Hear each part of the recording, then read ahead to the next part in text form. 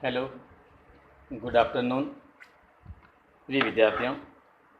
आज हम BA second year का प्रश्न पत्र प्रतिनिधि पाश्चात्य राजनीतिक विचारकों की श्रेणी में आज हम जॉन लॉक के टॉपिक पर कुछ प्रश्नों को लेकर आपके बीच में बात करेंगे।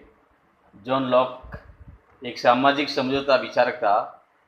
जॉन लॉक, हॉब्स, रूसो सामाजिक समझौते सिद्धांत में तीनों ही महत्वपूर्ण दार्शनिक हैं और इन्होंने किस प्रकार से सामाजिक समझौते सिद्धांत के बारे में बातचीत की थी, इसके बारे में हमने एक वीडियो के माध्यम से भी आपको समझाने का प्रयास किया था। आज हम बात करते हैं कि जॉन लॉक का जो दर्शन है, इस पर किस टाइप के जो प्रश्न एग्जाम में पूछे जाते हैं उसके बारे में बातचीत करेंगे। तो पहले तो हम बात करते हैं कि जॉन लॉक है वो एक उदारवाद का प्रवक्ता है, यानी कि एक उदारवाद का इसे प्रवक्ता के रूप में जाना जाता है।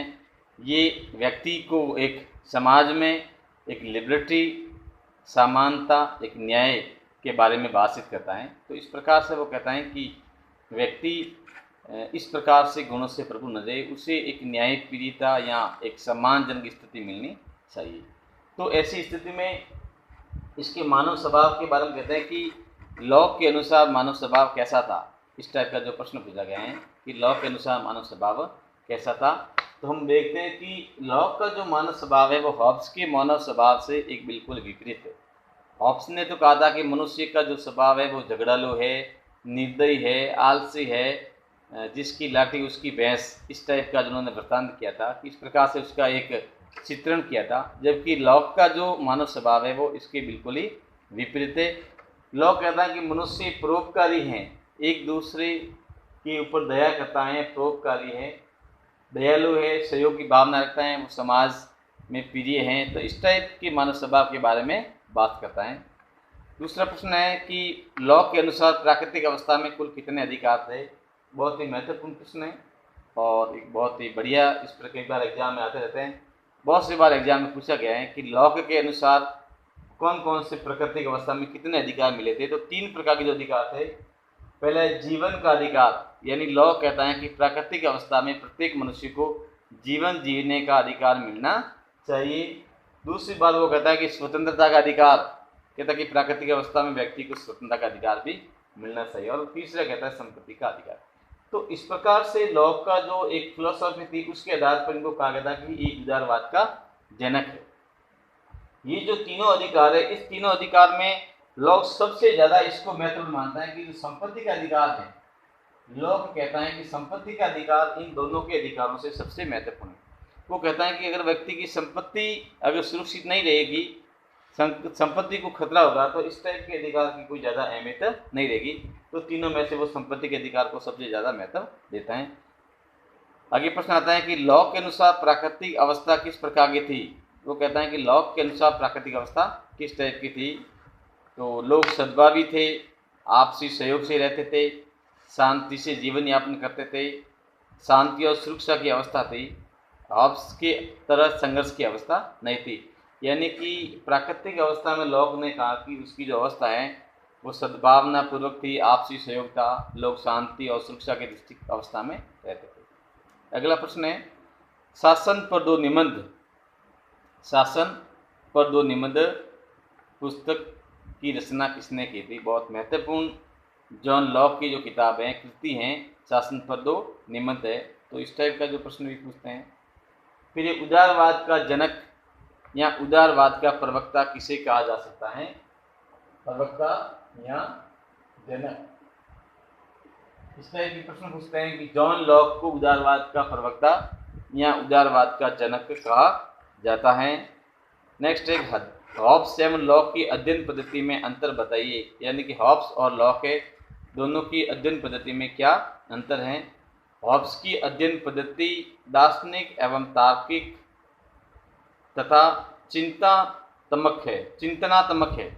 यानी हॉब्स की जो अध्ययन पद्धति है वो दार्शनिक है, तार्किक है एवं चिंतनात्मक है, जबकि लॉक की अध्ययन पद्धति अनुभववादी, यानी कि अनुभव के आधार पर है और विवेकवादी हैं। तो इस प्रकार से इनके अध्ययन पद्धतियों के बारे में भी इस टाइप के प्रश्न पूछ सकते हैं।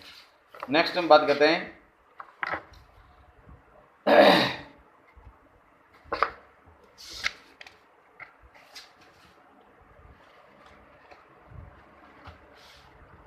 सामाजिक समझौता द्वारा राज्य की उत्पत्ति में लॉक ने कितने समझौते बताए थे, यानी कि लॉक ने सामाजिक समझौते में कितने बताए। तो यहाँ पर 2 समझौते बताए थे महत्वपूर्ण है। लॉक ने 2 समझौते के बारे में बात की।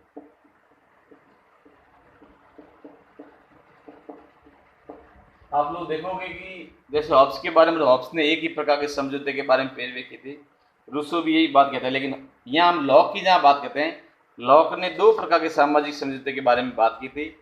पहला जो सामाजिक समझौता था वो था प्राकृतिक दशा की समाप्ति करके उसके स्थान पर सभ्य नागरिक समाज की स्थापना करना।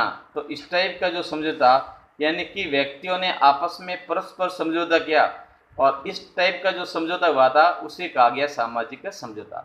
यानी कि पहले लॉक ने कहा कि पहले प्राकृतिक अवस्था में जब व्यक्तियों के कुछ अधिकार थे, जीवन जीने का अधिकार, स्वतंत्रता का अधिकार और संपत्ति का अधिकार, जब इन अधिकारों को असुरक्षा महसूस होने लगी तो ऐसी स्थिति में लोगों ने सामाजिक समझौते सिद्धांत के लिए जो पहल की थी, तो उसका पहला समझौता ये हुआ था कि सभी लोगों ने आपस में मिलकर के एक समझौता किया था।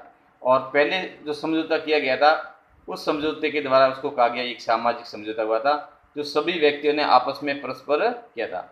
दूसरा समझौता नागरिक समुदाय और सरकार के बीच में हुआ था, यानी कि सरकार या संप्रभु के बीच में या नागरिकों के बीच में समझौता हुआ था, तो इसको राजनीतिक समझौता के नाम से जाना जाता है।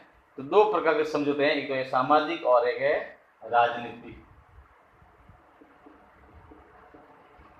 सामाजिक और राजनीतिक 2 प्रकार के समझौते किए गए थे। तो इस टाइप का भी प्रश्न पूछते हैं। आगे हैं, लॉक को पूंजीवाद का जन्मदाता किसने कहा है। लॉक को पूंजीवाद का जन्मदाता किसने कहा है। सीबी मैकफर्सन ने लॉक को पूंजीवाद का जन्मदाता कहा। अगला प्रश्न है, लॉक के जीवन एवं चिंतन पर किसका प्रभाव पड़ा था, यानी कि लॉक के जो जीवन था, उसका जो दर्शन था, उसके जीवन पर सबसे ज़्यादा प्रभाव किसका पड़ा था।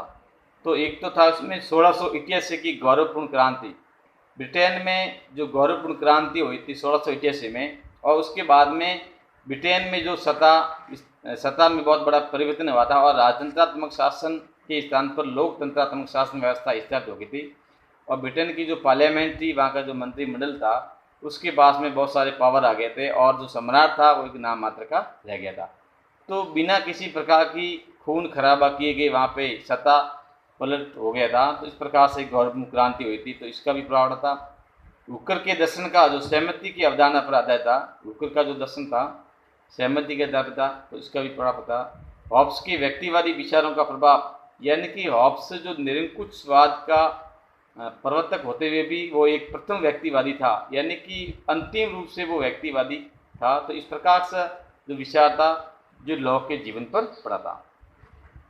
उसके बाद में कुछ जो लघुतरात्मक प्रश्न भी इस टाइप में एग्जाम में आते हैं। लॉक की प्राकृतिक अवस्था की विशेषता बताइए, यानी कि लॉक ने प्राकृतिक अवस्था में किस प्रकार की विवेचना की है। लॉक के सामाजिक समझौते की प्रमुख विशेषता कौन कौन सी है। लॉक के सामाजिक समझौता सिद्धांत हैं, इसकी प्रमुख क्या क्या विशेषता है। लॉक के शासन संबंधी विचारों की समीक्षा कीजिए। लॉक के क्रांति संबंधी विचारों का प्रकाश डालिए। तो इस टाइप का प्रश्न आता है, या हॉब्स और लॉक के सामाजिक समझौते सिद्धांत की तुलना कीजिए। तो इस टाइप का एग्जाम में प्रश्न आता है। आप लोग इस प्रकार से, तो आज की इस वीडियो में मैं हमने छोटा सा एक प्रयास किया है कि आपको इस टॉपिक से रिलेटिव किस प्रकार के प्रश्न एग्जाम में पूछ से जाते हैं, इसके बारे में आप लोग किस प्रकार से तैयारी करते हो। क्योंकि आप लोग जो टॉपिक पढ़ते हो उसके साथ साथ में आपको ये भी जानकारी हो कि इस टॉपिक में किस एग्जाम में जो पिछले सालों के जो पेपर है उसमें किस टाइप के जो प्रश्न पूछे गए और हमें किस प्रकार की तैयारी करनी है, इसके बारे में आप लोगों को थोड़ा सा चिंतन करना है और नोट्स भी बनाना साथ साथ में। धन्यवाद।